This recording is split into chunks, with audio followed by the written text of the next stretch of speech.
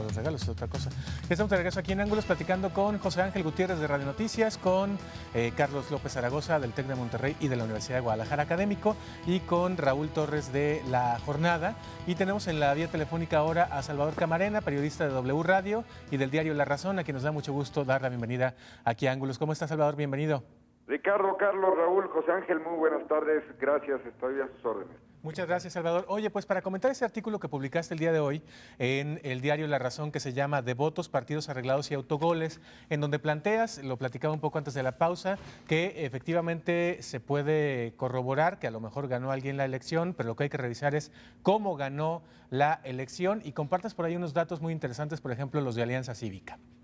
Gracias, Ricardo. Yo, la verdad es que tengo algunos meses, o un poco más, pensando que no hemos reparado lo suficiente en la calidad de la elección. Por supuesto, venimos de una tradición donde lo importante es que los votos se contaran bien, y hemos dominado ya esa técnica. Hemos logrado ya, después de 21 años del IFE, que las elecciones sean como la del domingo, es decir, que se organicen con un, de verdad, admirable compromiso de parte de los ciudadanos, y que todos los que llegamos ahí esperemos un poquito, emitamos nuestro voto y finalmente nos retiremos, y muy pronto en la noche tendremos un programa computarizado que nos dirá las tendencias, y a la medianoche ya sabremos prácticamente el resultado.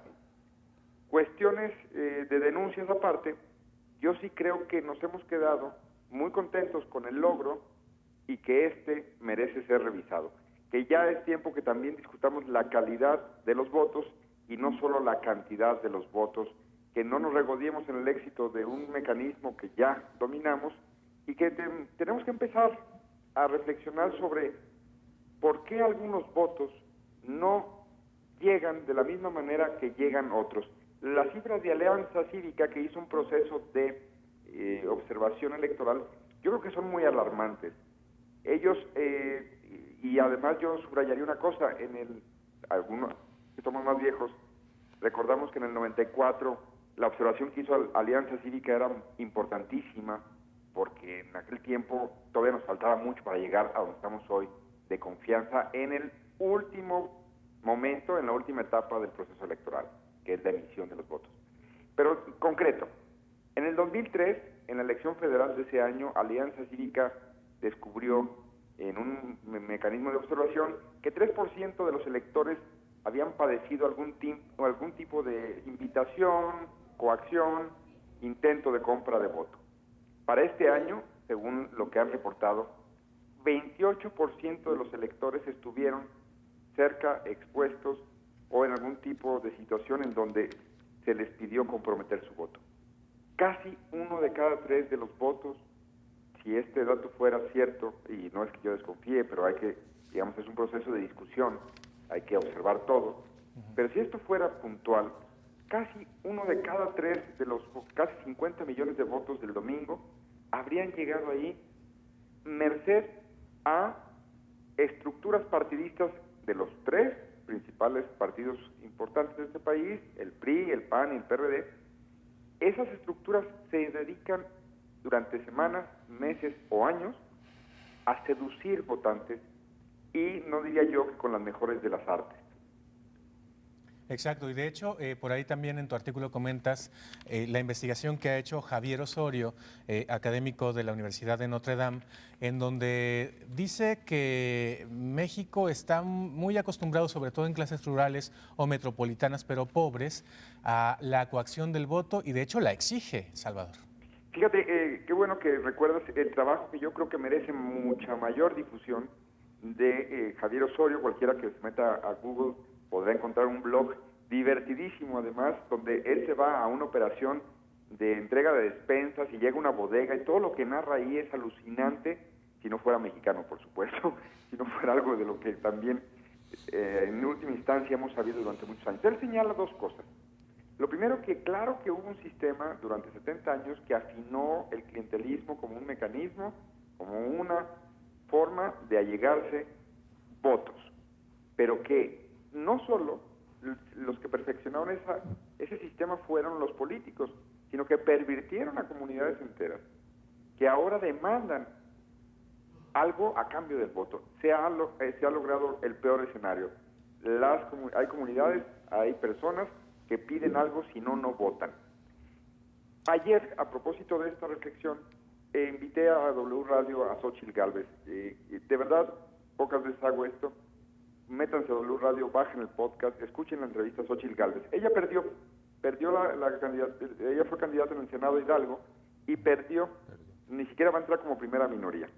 Se quedó a unos pocos votos por ahí. Bueno, Xóchitl Gálvez contaba anoche en W Radio que había comunidades en donde ella iba a visitar una comunidad en la sierra, una comunidad en la Huasteca. Ella los pone ahí los nombres específicos, da muchos datos. Avisaban que iban a ir y el líder comunitario le decía, muy bien, pero necesitamos que nos mande tantos sacos de cemento, o tanta varilla, o tanta lámina, a priori. No que se comprometa que cuando lo vayamos a votar usted nos da, no. Para venir a hacer proselitismo a esta comunidad, para poder entrar a esta comunidad a hacer campaña, necesita darnos esto por adelantado. No comprometerse a si gana nos lo da, no comprometerse a dárnoslo el día del voto, no. Para hacer campaña. Entonces, lo que Javier Osorio dice es que estamos en algo que él denomina una trampa de pobreza. A los políticos les conviene mantener bolsas enormes de pobres. No se rían, eso fue, ahí me traicionó el subconsciente. Pero, para regresar al punto, bolsas enormes de pobres que por supuesto de tanto en tanto los están comprometiendo. A él le gusta el verbo comprometer porque no es tan sencillo como llegar y repartir dinero. Él dice, es un mecanismo mucho más sofisticado. Es un mecanismo mediante el cual se les está permanentemente visitando, conociendo, y está perfectamente ya definido la manera en que van a votar, porque tienen un trabajo detrás de mucho tiempo, pero que además están atrapados. Los pobres esperarán la siguiente elección para obtener un poco más de arroz, de frijol, de algo, de materiales de construcción, y al mismo tiempo, ¿cuál incentivo tendrán los políticos para que esa comunidad deje de ser pobre? Si al subir a otro estrato socioeconómico, también podrían tener más educación, podrían tener más acceso a información, y por supuesto podría hacerse más difícil comprarles el voto. Entonces, no hay ningún incentivo para que esas realidades desaparezcan. Al contrario, mientras más haya, más votos cautivos van a tener los partidos. Claro, y hay una frase en tu artículo de hoy que me parece particularmente lapidaria porque además está muy cerca de la razón, literalmente. Dice, los pobres tampoco van a pedir porque sí leyes más estrictas para que se quite algo de lo poco que la vida les dio gratis, algo que de tanto en tanto es cotizable, porque efectivamente hay mucha gente que hoy votó por el PRI o por otros partidos políticos, también hay que decirlo, solo porque le dieron una gorra, solo porque le dieron una camiseta, solo porque le dieron unos vasos, solo porque le dieron un salero, solo porque le dieron una bolsa, un botecito, un mandil, un paraguas. Solo porque le dieron algo a cambio de un derecho ciudadano, algo que en efecto pues, tienen su credencial de lector que es gratis y ellos la aportan en su identificación, pero saben que de vez en vez eso lo pueden usar para una transacción. Y serán gorras, será una playera, será un poco de material de construcción, será un tinaco. Bueno, creo que en este país, por supuesto, sé que la discusión es en este programa de muy buen nivel, pero en este país nos falta leer mucho más. No estoy descubriendo el hilo negro, no se rían tampoco de esto que acabo de decir. Pero hay un libro de Guadalupe Loaesa, de una autora muy leída, a pesar de nuestro bajo nivel de lectura en México, donde narra su experiencia como candidata a la delegación, a la Diputación Federal, aquí en Miguel Hidalgo, hace 3 años. Ella narra cómo llegaban en la Ciudad de México, en la Miguel Hidalgo, que tiene un nivel socioeconómico, claro, hay barrios pobres, sin duda, pero en general, digamos, es uno de los lugares privilegiados de México. Debe ser, si fuera municipio, uno de los 5 municipios más ricos de México. Claro, para que la gente lo ubique es donde está Polanco, en la Ciudad de México, ¿no? Así es, Polanco, el bosque de Chapultepec, las Lomas, Palmas, eso es Miguel Hidalgo. También está, hay unos barrios ahí tradicionales, pero digamos, Popotla, estas cosas. Ese espacio, llegaban a hacer campaña y le pedían a ella pues una persona que ha venido desarrollando una labor de izquierda, un trabajo de reflexión, escribió en el 1+1, en La Jornada, ahora escribe en Reforma, en fin, fue pareja de Miguel Ángel Granados Chapa, una persona identificada con causas progresistas. Decía, yo no podía creer que me llegaban a pedir a mí materiales de construcción como si yo fuera priista, como si yo fuera de los años 70. Decía, ¿qué está pasando? ¿Por qué me está pasando esto a mí en la Miguel Hidalgo en este momento de la vida? Porque así es la política, porque así se hace la política. No nos queremos dar cuenta de que los votos emitidos en cada proceso electoral, no todos llegaron después de leer un par de periódicos, no todos llegaron después de informarse en la tele y reflexionar 3 días cuando no hay campaña, no todos llegaron después de exponerse a spots. Unos llegaron simple y sencillamente por pobreza o porque fue una de las pocas oportunidades en que estas personas tienen la posibilidad de obtener algo que los saque un poco de su miseria, que les ayude a tapar una gotera, que les ayude a tener mejor resguardo de las pocas pertenencias que tienen, a cambio simplemente de sufragar por X o Y partido, porque bien decía Ricardo, lo hizo el PRI, lo inventó el PRI, los demás lo han copiado, y si algunos se quejan de los demás, es porque no lo han perfeccionado tanto como otros. Exacto, hay que decir que en ese sentido las cifras de Alianza Ciudadana son que el PRI, de este 1 de cada 3 votos que tú decías que se emitieron y que fueron cooptados, bueno, el PRI tuvo el 78% de esos cooptados, pero también hubo del PRD y también hubo del PAN. Sin lugar a dudas. Yo entrevisté una vez a un operador que trabaja para el PRD y pues te lo cuenta off the record con lujo de detalles y además, pues lo primero, Ricardo, Carlos, Raúl, José Ángel, que uno siente es que uno es un tonto, que uno es ingenuo, que uno vive atrapado en su pequeño mundito pensando cuánto hemos avanzado en México, ve, dice, pues sí, nos sale muy caro, pero hemos logrado que los votos se cuenten y que tengamos un PREP y todo el mundo desde una computadora se puede conectar y no se cae y todo el mundo lo ve. Bueno, hay dudas ahí, que hay cosas que yo considero mitos, algoritmos y no sé qué, bueno, perfecto.